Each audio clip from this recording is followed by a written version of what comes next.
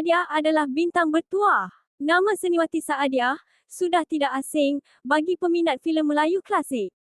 Dari era filem klasik hingga kini, belum ada bintang wanita tempatan lain mampu menandingi deretan list filem-filem box office beliau, termasuk anak kandungnya sendiri. Kebanyakan bintang besar dan primadona tempatan cukup bertuah kalau dapat 1 hingga 2 karya yang betul-betul menjulang namanya, serta ramai lagi yang masih mengharapkan tuah itu datang sambil menerima apa saja watak yang ada untuk tingkatkan skil lakonan sebelum rezeki dapat watak masterpiece itu muncul. Sebaliknya Saadiah bukanlah nama pertama untuk Watak Dara, Puspawangi dan lain-lain. Bahkan beliau pernah mengumumkan untuk bersara setelah lahirkan puteri keduanya Nuraini, selepas menjayakan filem Takdir Ilahi. Untuk menumpukan perhatian pada keluarga, tapi hujung-hujung watak-watak itu menjadi rezekinya dan dijayakan pula dengan sangat baik, hingga dikenang zaman berzaman, bahkan setelah berkahwin dengan Ahmad Daud, dan melahirkan primadona Uji, Saadiah pernah berehat hampir 1 tahun. Dapat pula watak filem berwarna, dan mahal di peringkat antarabangsa. Seperti melancong ke negara terkenal itu adalah tuahnya. Dari pelakon ekstra menjadi primadona. Seniwati Saadiah mula berlakon sebagai pelakon ekstra dalam 9 buah filem iaitu Racun Dunia, Bakti Itu Besar, Keris Sakti, Takdir Tuhan, Anak Tunggal, Kehidupan Abadi, Sejoli, Juwita, dan Aladdin. Selepas itu Saadiah mendapat watak berkarakter yang lebih mencabar dalam filem Si Kundu Yang Malang, Sedarah dan Yatim Piatu. Pada tahun 1953, barulah Saadiah diberi peluang memegang watak heroin dalam filem Raja Sehari diikuti dengan Istana Impian. Selepas itu, dalam erti kata Inggeris, The Rest is History. Seniwati dikenali dengan seraut wajah jelita yang dihiasi sebutir tahi lalat di bibir kanannya, tetapi juga lakonan-lakonan mantapnya dalam filem-filem Melayu. Di zaman kegemilangannya, Saadiah atau nama sebenarnya Satiah Baharom pernah digelar Ratu Box Office kerana kejayaan cemerlang filem-filem lakonannya bersama hero-hero seperti P. Ramlee, Ahmad Mahmud, Datuk Jins Syamsuddin, Aziz Jaafar dan S. Kadarisman. Dia mendapat bimbingan lakonan dan gurunya adalah P. Ramlee. Saadiah dilahirkan di Tanjung Katong, Singapura pada 10 Ogos 1937. Dia memulakan kerjayanya dalam bidang lakonan pada 1948 ketika berusia 12 tahun. Saadiah mula berlakon sebagai watak tambahan seorang penari. Bayaran penari pula pada masa itu hanyalah RM35 sebulan, namun zaman dulu-dulu sudah berbaloi dengan gaji RM35 saja. Filem pertamanya ialah Bakti dan Sakti, arahan L. Krishnan. Sejak itu Saadiah terus berlakon dengan Malay Film Productions, keluaran Shaw Brothers. Pada awalnya Saadiah hanya diberi watak pembantu dan menjadi penari, dengan bayaran sebanyak RM35 sebulan. Filem Penarik Beca, antara filem arahan pertama P. Ramlee, telah membawa kejayaan cemerlang kepada kerjaya lakonan Saadiah apabila dipilih sebagai pelakon wanita popular di zaman eranya. Setahun kemudian, dia diberi watak Melo, gadis berketurunan orang asli yang tinggal di Gunung Ledang, dalam filem Hang Tuah. Saadiah juga menunjukkan lakonan cemerlang sebagai Dara dalam filem kedua arahan P. Ramlee. Namun filem Antara Dua Darjat merupakan antara lakonan terbaiknya. Tahun 1960 itu benar-benar telah mengangkat nama Saadiah dalam dunia perfilman Melayu dan digelar primadona. Filem-filem lain yang dibintangi Saadiah ialah Sarjan Hassan, Isi Neraka, Musang Berjanggut, Panji Semerang, Jeritan Batinku, Semerah Padi dan Sedarah, Putera Sangka Maut, Siti Muslihat, Mas Merah, Mambang Moden, Lampung Karam, Anak Buluh Betung, Sumpah Wanita, Indera Bangsawan. Selain itu, dia juga telah dipilih memegang watak gadis Bond dalam filem Nora Zain Ajen Wanita pada 1967. Filem terakhir lakonannya ialah Permintaan Terakhir pada 1973. Apabila studio Shaw Brothers di Jalan Ampas ditutup, Saadiah sempat berlakon dalam filem keluaran Cathay Keris, iaitu Kaulah Kekasihku dan Wanita Malang, sebelum berpindah ke studio Merdeka, Hulu Kelang, Selangor.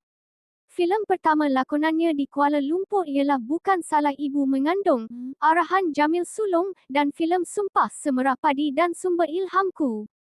Pada tahun 1980, Saadiah mencuba bakatnya dalam bidang pengarahan, menerusi filem Ceritaku Ceritamu, dan muncul sebagai wanita Melayu pertama yang mengarah filem di Pawagam.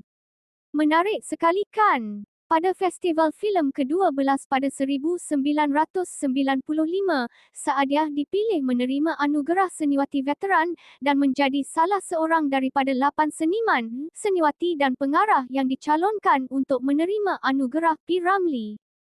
Umum sedia maklum, seniwati Saadiah sebelum berkahwin dengan seniman Ahmad Daud, dia pernah berkahwin dengan suami pertamanya Atan Samad pada tahun 1965.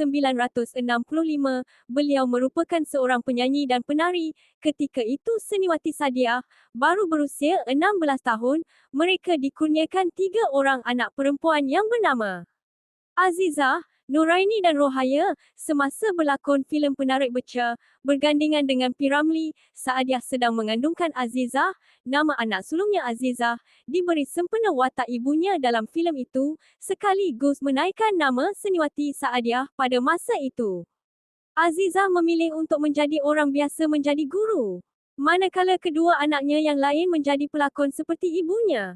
Kemudian setelah bercerai pada tahun 1961, pada tahun yang sama, Saadiah telah berkahwin dengan Datuk Ahmad Daud dan dikurniakan 3 anak, 2 perempuan dan seorang lelaki. Fauziah Ahmad Daud, juga dikenali sebagai Oji, Fazlina dan Faizal. Ketiga-tiga anak mereka turut mengikuti jejak langkah ibu bapanya sebagai orang seni dan menjadi orang penting dalam industri seni. Ada satu perkara yang umum kurang mengetahui mengenai seniwati Saadiah dan seniman Ahmad Mahmud. Sebanyak 49 buah filem lakonan seniman Ahmad Mahmud, beliau paling banyak berlakon dan berpasangan dengan seniwati Saadiah, iaitu sebanyak 15 buah filem. Antaranya adalah filem Musang Nerjanggut, memulakan penggambaran pada 11 Januari 1962 dan telah diedarkan pada penghujung bulan Mac tahun yang sama. Apa yang menarik dengan filem ini adalah mengenai 2 bintang utamanya. Difahamkan sepanjang penggambaran filem ini dilakukan, Ahmad Mahmud dan Saadiah sedang bermasam muka dan tidak bertegur antara satu sama lain. Tetapi atas sikap profesional yang tinggi sebagai pelakon, mereka tetap menjalankan tanggungjawab dan sedia menerima arahan dari pengarah demi menjayakan filem ini sehingga selesai. Namun segala-galanya berubah dan bumi menjadi sayu seketika apabila mendengar perkhabaran seniwati Saadiah telah pergi buat selama-lamanya.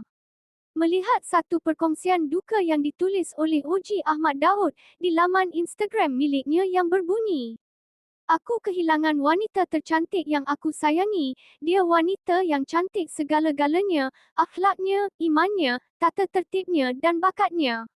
Malah dialah wanita yang mendidik anak-anaknya untuk menjadi seorang anak yang baik."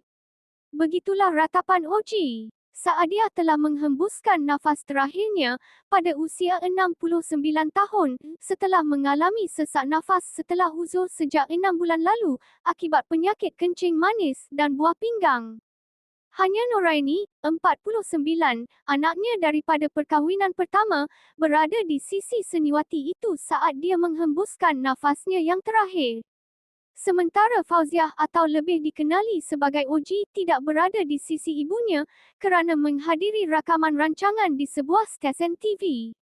Namun kata Oji, ibunya sudah membayangkan mahu pergi buat selama-lamanya sejak 2 hari lepas apabila menyebut bahawa ayahnya Allahyarham Datuk Ahmad Daud telah lama menunggunya. Malam-malam semalam sebelum tidur, Oji telah berbual dengan ibunya. "Saya katakan padanya agar jangan tinggalkan saya, kerana saya masih memerlukannya tapi dia hanya tersenyum," katanya dalam sendu. Sebelum menghembuskan nafasnya, seniwati Saadiah menyebut kesemua nama anak-anaknya iaitu Azizah, Nuraini dan Rohaya daripada perkahwinan pertama dengan Ahmad Samad atau dikenali sebagai Atan, manakala Fauziah, Fazal dan Fazlina daripada perkahwinan keduanya bersama seniman Ahmad Daud. Sementara itu rakan-rakan seperjuangan seperti Aziz, Sattar dan Mariani yang ditemui untuk memberikan penghormatan terakhir kepadanya memberitahu industri seni kehilangan seorang primadona Melayu yang bukan sahaja peramah tetapi juga periang dan tidak lokek.